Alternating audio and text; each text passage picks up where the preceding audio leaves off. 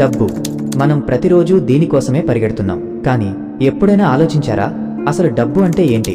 నిజం చెప్పాలంటే డబ్బు అనేది స్వతహాగా విలువ కలిగిన వస్తువు కాదు. అది కేవలం ఒక నమ్మకం.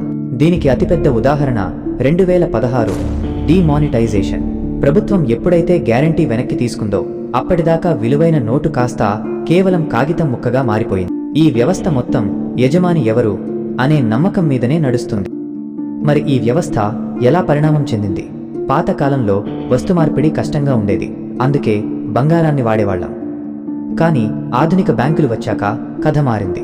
బ్యాంకులు తమ దగ్గర ఉన్న బంగారం కంటే ఎక్కువ రసీదులను, అంటే అప్పులను సృష్టించడం మొదలుపెట్టాయి. దీన్నే ఫ్రాక్షనల్ రిజర్వ్ బ్యాంకింగ్ అంటారు. ఇది బ్యాంకింగ్కు పునాది వేసిన అసలు లేని సంపదను సృష్టించడం వల్ల కొంతమంది నిపుణులు దీన్ని ఒక వ్యవస్థీకృత స్కామ్ అని కూడా పిలుస్తుంటారు. అయితే అసలైన మలుపు 1971లో వచ్చింది. అప్పటిదాకా డాలర్ విలువ బంగారంతో ముడిపడి ఉండేది. అమెరికా అధ్యక్షుడు నిక్సన్ ఆ బంధాన్ని తెంచేయడంతో ఫియట్ మనీ యుగం మొదలైంది. దీని అర్థమేంటంటే ప్రభుత్వం తనకు ఇష్టం వచ్చినట్లు నోట్లను ముద్రించవచ్చు. ఎప్పుడైతే నోట్ల ముద్రణ పెరుగుతుందో డబ్బు విలువ పడిపోతుంది. దీన్నే మనం టెక్నికల్గా ద్రవ్యోల్బణం, ఇన్ఫ్లేషన్ అంటాం. ఈ ఇన్ఫ్లేషన్ అనేది మీ జేబులోని ఒక అదృశ్య దొంగ. జింబాబ్వే లాంటి దేశాల్లో ఏం జరిగిందో మనకు తెలుసు. మితిమీరిన నోట్ల ముద్రణ వల్ల అక్కడ డబ్బు విలువ సున్నాకి పడిపోయింది.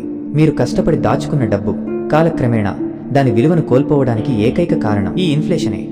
ఇప్పుడు మనం ఆర్థిక చరిత్రలో ఒక కీలకమైన మలుపులో ఉన్నాం. భవిష్యత్తులో జరగబోయే యుద్ధం 2 విధానాల మధ్య ఉంటుంది. ఒకటి సిబిడిసి, అంటే ప్రభుత్వం మన ప్రతి ఖర్చును ట్రాక్ చేసి కంట్రోల్ చేసే డిజిటల్ కరెన్సీ. 2 బిట్కాయిన్, ఏ ప్రభుత్వం, ఏ బ్యాంకు కంట్రోల్ లేని ప్రజల చేతిలో ఉండే టెక్నాలజీ. చివరగా చెప్పాలంటే డబ్బు అనేది కేవలం మీ కష్టం మాత్రమే కాదు, అదొక కంట్రోల్ టూల్. ప్రభుత్వం చేతిలో ఉండే కరెన్సీ గెలుస్తుందా, లేక ప్రజల చేతిలో ఉండే టెక్నాలజీ గెలుస్తుందా అనేదే భవిష్యత్తు నిర్ణయిస్తుంది.